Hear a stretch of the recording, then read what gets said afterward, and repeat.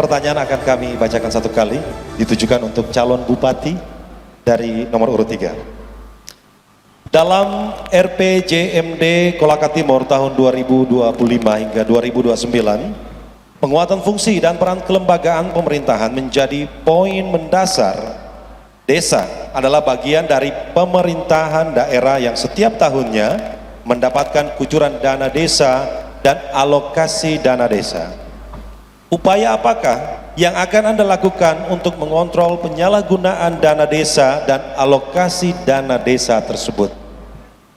Ya, terima kasih.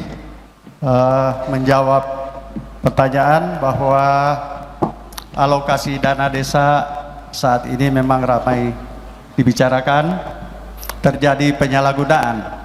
Tetapi di sini kembali lagi bahwa fungsi pemerintah daerah melakukan pengawasan, penguatan terhadap pemerintah desa. Apa yang dijalankan di desa harus kita awasi, tetapi tidak ikut di dalamnya. RPJMD tahun 2025, desa kebagian alokasi dana. Ini yang sering jadi masalah di desa. Ketika dia sudah merencanakan sesuatu untuk di desanya, tetapi ada pengaruh intervensi, sehingga terkadang inilah menjadi masalah.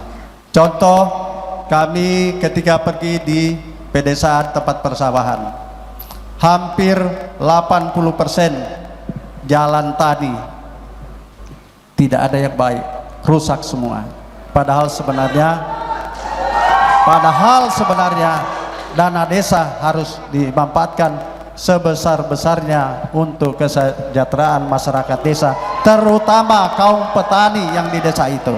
Sekarang mereka terkadang mengalami kesulitan mengangkut hasil panen, sehingga ini juga mengalami high cost.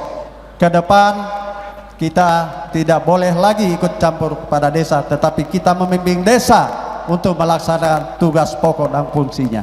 Saya kira demikian, terima kasih. Sejauh ini pemerintah desa yang ada di 117 di Kabupaten Kolaka Timur, sepanjang pengamatan saya tidak ada permasalahan hukum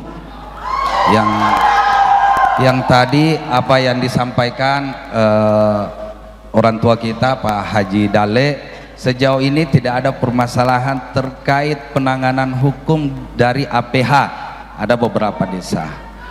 Begitupun juga terkait dengan program-program, bukan hanya tugas desa itu bagaimana memperbaiki infrastruktur jalan, tetapi tugas desa adalah bagaimana memastikan seluruh masyarakat ini terhindar dari stunting, kemiskinan ekstrim, termasuk juga program-program yang lain, sehingga kedepannya bukan hanya terkait masalah infrastruktur, bagaimana memastikan seluruh masyarakat kita yang selama ini belum tersentuh terkait dengan penanganan masalah pendidikan, kesehatan, dan itu juga tugas-tugas desa kedepannya.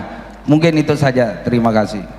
Sebenarnya untuk dana desa ini kan sudah clear besaran yang didapatkan di masing-masing daerah, yaitu tergantung besaran jumlah penduduknya dan luas wilayahnya. Yang kedua, dalam pemanfaatannya harus clear.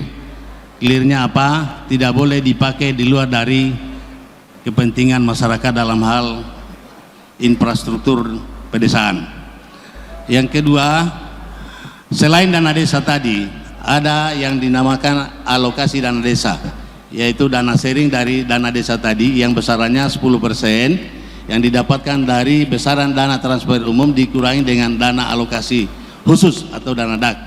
Itulah yang bisa digunakan untuk baik gaji pemerintah aparat desa maupun kepala desanya dan lain-lain sebagainya. Tetapi khusus untuk dana desa harus konsentrasi terhadap pembangunan untuk kemajuan dari desa itu sendiri, tidak boleh dipakai di lain-lain. Clear. Menanggapi dari paslon nomor urut 1, ini fakta di lapangan bahwa apakah itu kurang pengawasan tapi jelas pembelanjaan itu tidak tepat. Contoh, mendekati pilkada ini semua kepala desa disuruh membeli motor menggunakan dana desa. Ini sangat beresiko karena ada juga kepala desa yang mengatakan, Pak, pasangan nomor 3, sebenarnya kami ini tidak butuh motor, kami masih ada motor, tetapi kami disuruh beli. Artinya kalau menurutin diperiksa inspektorat aman. Saya kira itu. Terima kasih.